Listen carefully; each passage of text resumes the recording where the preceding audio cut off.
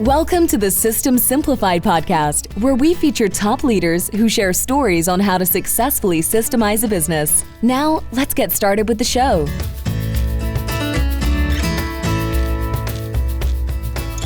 Hello, I'm Klevit here, the host of the System Simplified podcast, where I feature top founders, entrepreneurs, and thought leaders about systematizing a business.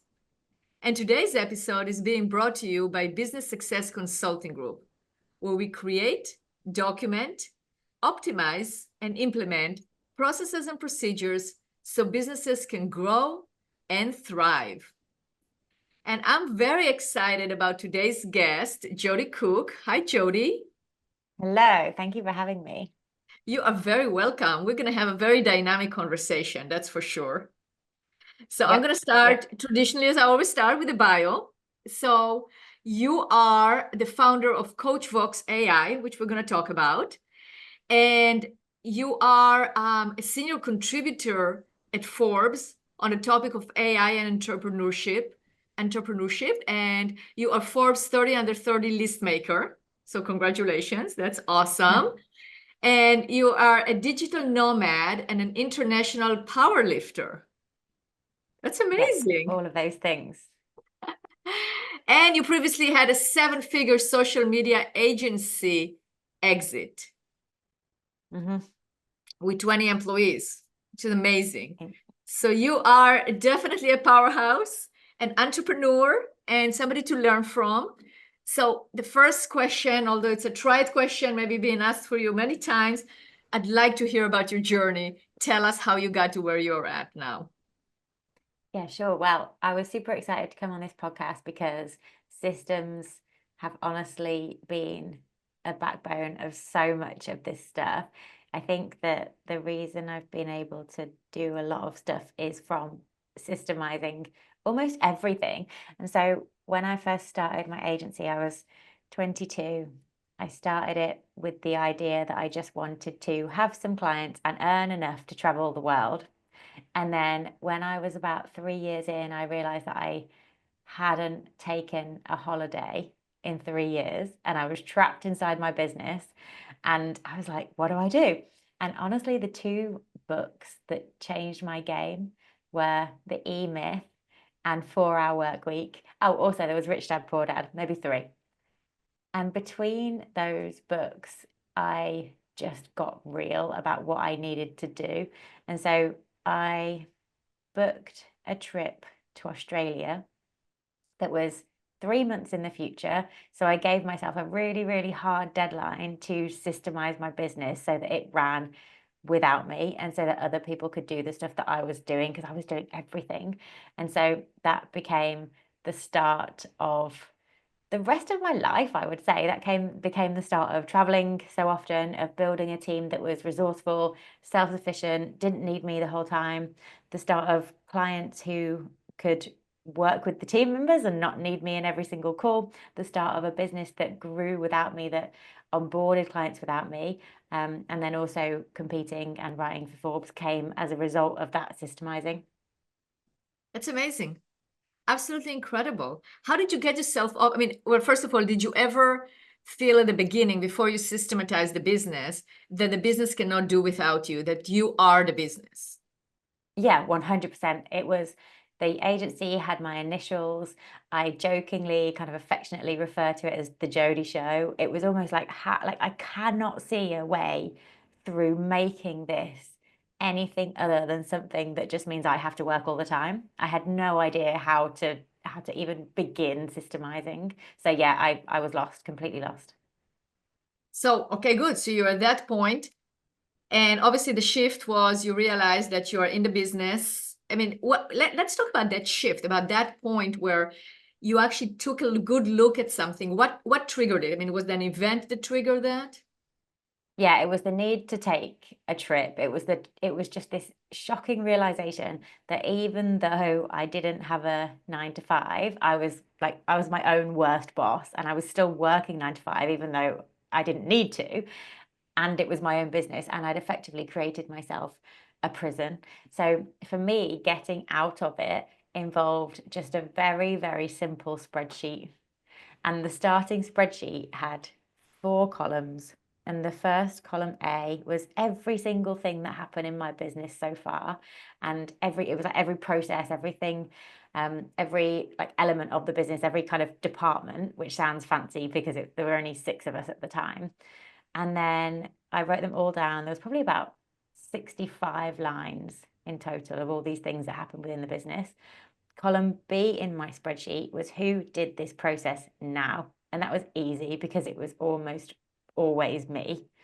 And then I looked at that and I was just like, no wonder I'm so freaking busy. And then column C, that's where I wrote either who would do that process in the future, or the name of a software or something that I would get to do that process, or I wrote down the role I would hire. So it was either the name of someone I had already in the team, or it was a role I was going to hire, or I just simply wrote stop doing this because it was a stupid thing and it didn't even need to be done anyway.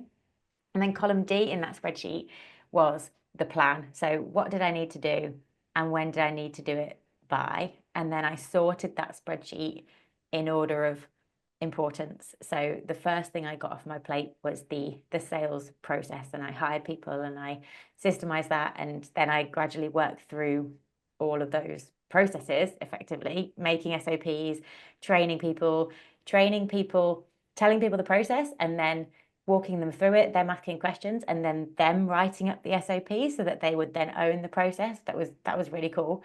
And then I managed to get on the plane to Australia and have 5 weeks away from my business on a completely different time zone to the business and where everyone else was.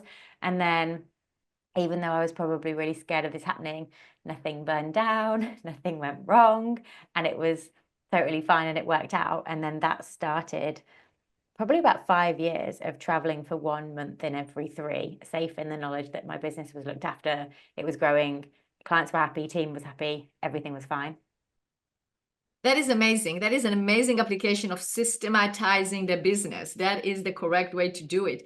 But you make it sound so easy, and I'm not saying it's complicated, but let's add a little bit of the human element to it. Like what emotions did you go through when this was happening? I mean, was it always like, oh yeah, I'm sure this is going to work and I'm 100% sure that there's going to be no problems? I mean, did you experience some trepidations or some unknown of what's going to happen? I remember one of the first things that I was quite freaked out about delegating was actual client communications. And so it was client work, but then it was also having meetings with clients and handing the work over and talking to them about things. And one of my first team members was a guy called Jason, and one of our first clients was a comedian, and we used to run his Twitter account for him. And he did all these big shows, and so we had to be really good at writing because he's really funny, so we had to write really funny stuff as well. And one time I got a call from our client just after I had handed this properly over to Jason, and Jason was running it, and I was still a bit like, oh, is this the right thing? Is Jason going to be okay? Is he going to be able to fully take over this client without my involvement? And I got a call from the client, and he was like, hey, I want to speak to you about Jason. And I was like, oh my God, what's happened? Is everything okay? And he was like, yeah, actually, things are really good. He's written tweets that are actually so funny that I want to include them in my show. Is that okay? And I was like, oh my goodness, yes, of course it's okay. And then it was almost like this weight just lifted off me. And that was probably the first moment I realized that not everything has to be done my way. It can just be done a different way. And that doesn't mean it's wrong. It just means it's different. So that was a big moment. But there were so many other ones like that where I went through that valley of despair of being like, oh no, this isn't going to work. And then it worked out okay. And then gradually I had the confidence to delegate more and more to other people and to trust that they would do a really good job. That's fantastic. What measurables did you put in place in order to see that the delegation is actually working? Like, how did you know that it was a success, that the delegation actually worked? I think there was measuring the inputs and there was measuring the outputs. And I think that sometimes in marketing, especially in a social media agency like we had, there's an element of measuring the inputs, but then the inputs don't always mean the right outputs. So you almost have to pick one or the other. It's either make this client go viral all the time, make their accounts grow, and you do it your way, or it's do these very specific things every single day to try and almost like systemize the growth and systemize the work. And so we very much did the latter. We systemized the input. So we would have, when we started working with a client, we would know what we were going to do every day, every week, every fortnight, every month for them. And then we would do that. So it was actually very easy to tell when someone was doing their work. It was very easy for them to see if they had enough time to do everything they wanted to do. It was very easy for them to kind of log what they'd done and to kind of tick it off and to have that full team accountability of, yes, this is what I'm working towards. And I think something that really helped me back then was I read a book called The Courage to Be Disliked. And it's a really good book because it talks a lot about the kind of, it calls them horizontal relationships and vertical relationships. And the book says that mainly in organizations, you have vertical relationships. And that's where there's like hierarchy and there's a boss and there's team members. And you know that they're vertical relationships because praise and the opposite of praise, like rebuking, only goes one way, it goes down. So I might say, Jason, you did a great job, but Jason wouldn't really say to me, Jodie, you did a great job, because that wouldn't really happen in a kind of vertical relationship. Whereas a horizontal relationship, praise flows freely, but it's mainly in the form of gratitude. So I found that once I focused with my team to thanking them for their contribution and talking to them about how much I appreciated everything they've done, rather than just saying, well done, or fantastic, or you did a great job, it helped us have this better all-round relationship, all-round team, where we kind of all supported each other, and it did feel like a flatter team organization, which I personally really enjoyed. And so there was something about that that meant we had this kind of all in it together mentality, which I feel then benefited everyone's work and meant that we did better work. That's fantastic. That is definitely creating the right culture. Now, Jodie, I hear a lot from creatives that they would say, well, I'm a creative. I don't need systems. Processes and procedures are going to block my creativity. But here you are, a creative, telling the world that you wouldn't be able to be as creative as you are or do whatever you want to do without those processes. So if you had to talk to a fellow agency owner and that is saying, oh, processes is not for me, I'm an artist, I'm a creative, what would you tell them?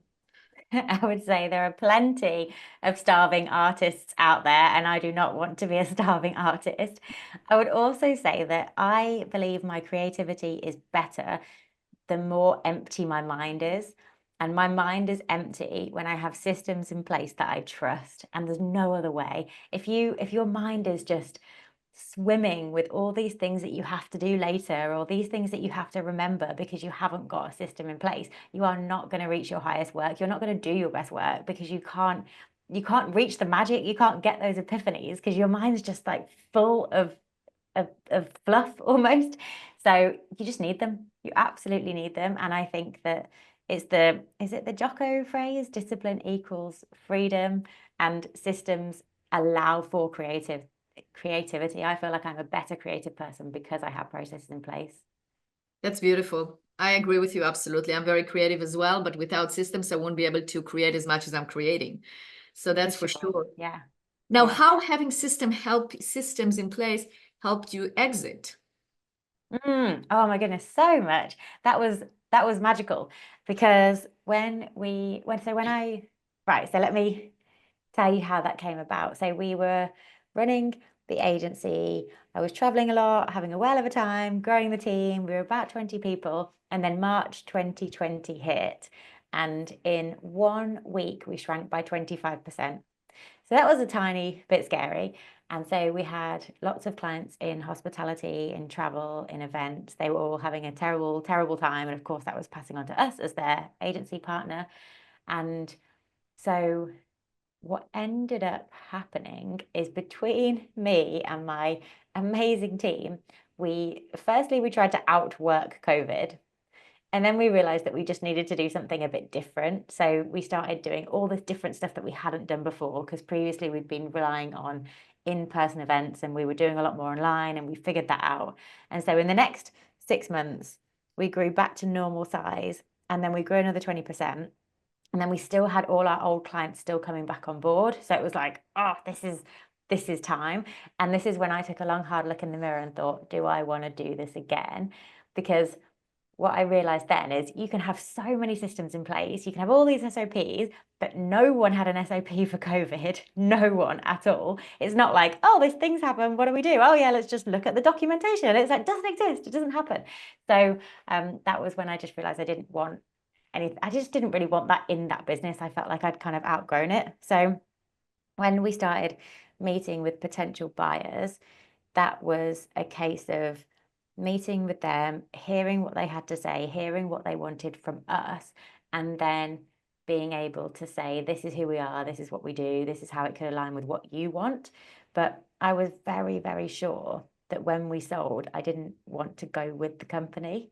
It was like, I'm kind of done now. I want it to go to kind of bigger and better hands, and I will of course support the transition, but I don't want to have like a kind of earnout. I don't want to have to be tied in for years and years. But the systems help with that so much, because when it wasn't like all the knowledge of the business was trapped in my head. It was like it was trapped in we called it the manual, which was all the SOPs that came from that original spreadsheet that I told you about at the start.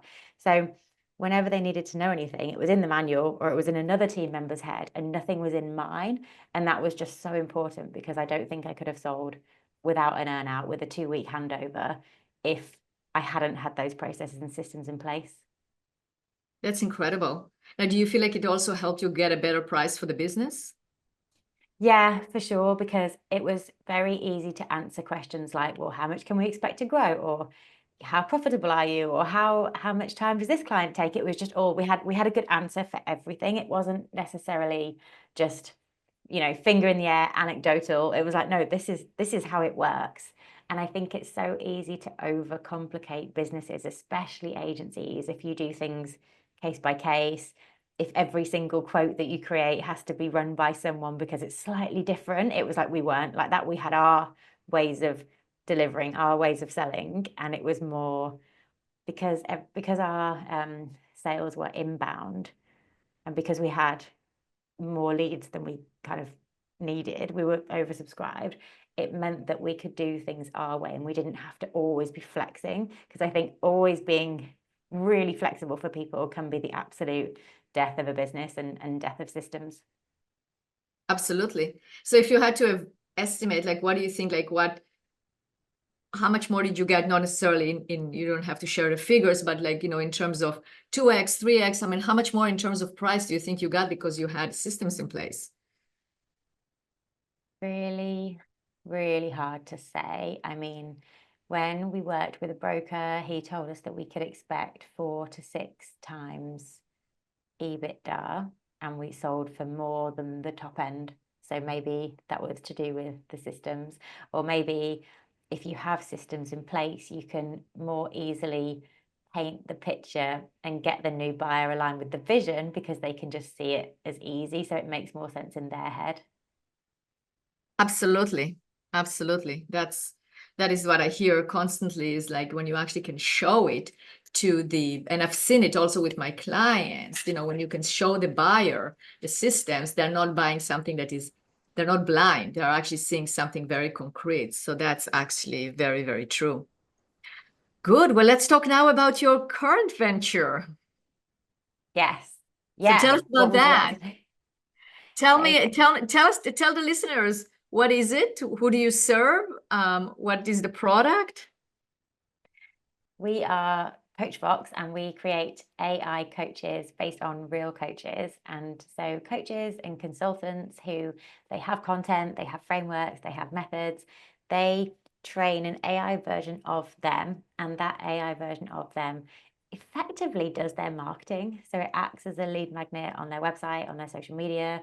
People talk to it, people get AI coaching in the style of the coach it's based on. They recognize their style in the AI, and then they get nurtured through that coach's methods until they're ready to buy. And lots of coaches have a very cool experience when they get people getting real results from their AI, and then they think, oh my goodness, if the AI version of this person is this amazing, imagine what the real thing is like.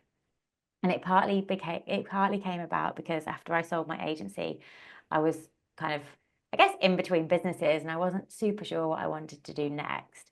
So I started doing a little bit of coaching and mentoring for other agency owners who wanted to sell. So helping them, because it's just a big thing that I really believe in. You do cool stuff, and then you teach other people how to do the same cool stuff, and it makes total sense, and it feels really, you feel really aligned with it because you're only teaching stuff that you know how to do. So I had all these clients that I was helping sell their agency, and I realized that they were mainly asking the same questions. They were asking about the same topics, but also that the ones who had the greatest success and the ones who went on and sold their agency were the ones who just stuck to the plan, and they didn't get shiny object syndrome. They didn't fall off the kind of track in terms of focus. They didn't change their strategies all the time. They just kept to it. But the ones that didn't do that, it became so frustrating because I'd see them every month or every couple of weeks, and I'd be like, okay, so how are you with this? And they'd be like, oh yeah, well, yeah, good, but then I read this book, or then I saw some YouTube video from someone else, or then we're trying this instead. And it's like, no, just stick to it. So I ended up just really wishing that I could move in with my clients. I wanted to like just be there all the time to get them to just follow the plan that I knew would work. So it was around about the time when ChatGPT first came out. It was about the time when I was looking for a new business to start.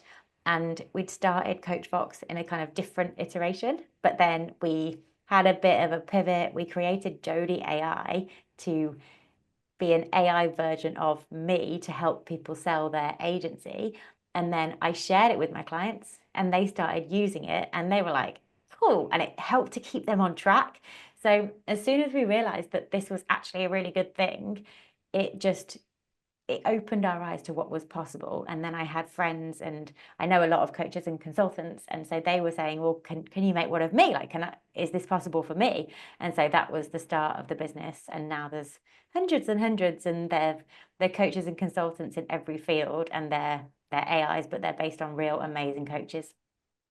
That is incredible. That is incredible. You're truly a visionary, but you also execute. You know how to execute and get it to it done, which is fantastic.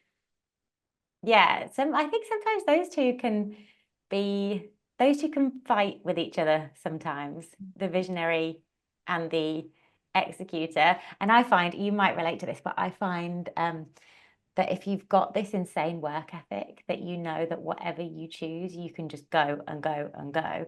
The real danger is going and going and going on the wrong thing.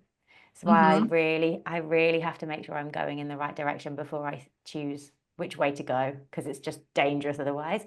And so in between businesses, I took a long time deciding which business to start next, because I was so aware that if I did it too quickly, it would just be wrong, and then I would be down this rabbit hole, and then I would just be feeling unfulfilled, and I was not willing to make the mistake again of creating the Jodie show and of being in a situation where I was like, how do I get out of this? That makes total sense. Well, you definitely learned from what happened, and then you took it into your next venture, which is very impressive. So, in closing, we're coming to the close of the show. What would you recommend? We talked about a little bit about the best practices in order to get yourself out of the business, in order to get the freedom, because obviously you were feeling a slave to the business and you didn't have the freedom that you wanted. And you decided to put an artificial date there that you're going to Australia no matter what to get that freedom. So you actually had the necessity of creating all the actions in order to achieve that freedom. If you're talking to other entrepreneurs, what would you tell them? Like, what are some of the best practices or advice that you would give them, how to extract themselves out of the business and how to make the business independent of them? I would say start noticing every time you answer the same question twice, and make sure that it's documented somewhere. I would say train your team to be resourceful, so that if you notice them asking you something that they could Google, tell them, probably in quite a cheeky way, but maybe that will involve being less available. So not being available the whole time really quickly, having someone learn how to be resourceful because you're not just there for the answer. Then I would turn, as fast as possible, I would turn that information into a manual or into SOPs or into something that you can point to as the source of truth, and don't be the source of truth yourself. Let it be something else.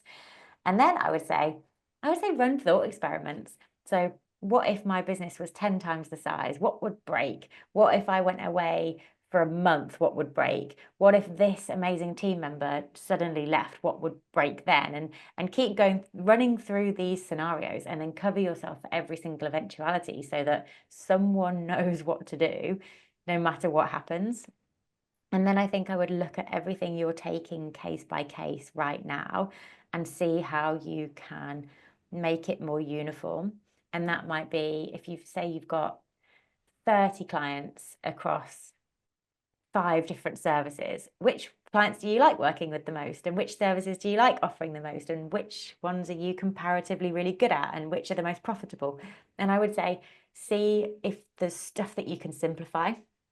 Because one thing we found at my agency was we had a lot of smaller, kind of legacy clients. So ones that when I first started out, we would take on, and then we'd kind of outgrown them, but they'd probably needed something different now.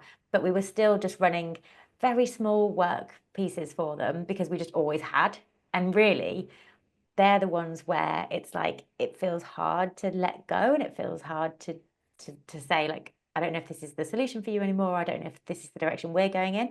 But if you could have more clients who really do fit that new ICP, then you'll be in a better position overall, and you'll feel less kind of spread thinly. And then you get the chance to have real mastery in your field. Because if I look back now, we were a full service social media agency. But if I was going to start a social media agency now, I would either specialize in a platform, or I would specialize in an industry, or both. So even Instagram for dentists, or LinkedIn for lawyers, or something like that. I would really niche down. But the more you know what you enjoy, and the more you know where your skills lie and what you want to explore, the easier it is to do that. Absolutely. This is great advice. Jodie, you definitely know what you're talking about. So if our listeners want to get in touch with you, what is the best way to do that? I'm most active on LinkedIn. So if you look in LinkedIn for Jodie Cook, so JodieCook, definitely say hey there. And then I also blog a lot from my site, which is jodiecook.com. I actually have a free download if you wanted to go there. I've got a 14 days to change your life with ChatGPT prompts, and it asks that when you go through, you get one ChatGPT prompt a day, and it's things like the thought experiments, like how would I handle my business at 10 times the size, or how could I get all the clients of my dreams, or how could I rewrite my website to have a better conversion rate or have more inbound leads. So yeah, it's a lot of fun. So I think you'd like that, but definitely say hey on LinkedIn as well. And if you've got tips from this episode that you've put into place, I would also love to hear that. Absolutely. Yeah, share that. Share the wins. That's what we live for. As you see, we were talking before about the gratitude, but it has to be horizontal, right? I mean, it has to go back and forth, and we have to also share, not just internally in the organization, but right here. I mean, I know I learned a lot from Jodie today. So thank you, Jodie. And before we end, I would like to give a big shout out to John Warlow that introduced us, because he's the one who made a connection between us. He was on my show. I'm going to include the link to that episode on this show notes. And thank you, John. It was great connection. And Jodie, you were an amazing guest, because everything you said resonated so well. And you don't just talk about things, you actually did it. You are living it day by day, every day, and we can see the results. So thank you so much for being here and sharing all the knowledge. Thank you so much for having me. So good to talk to you.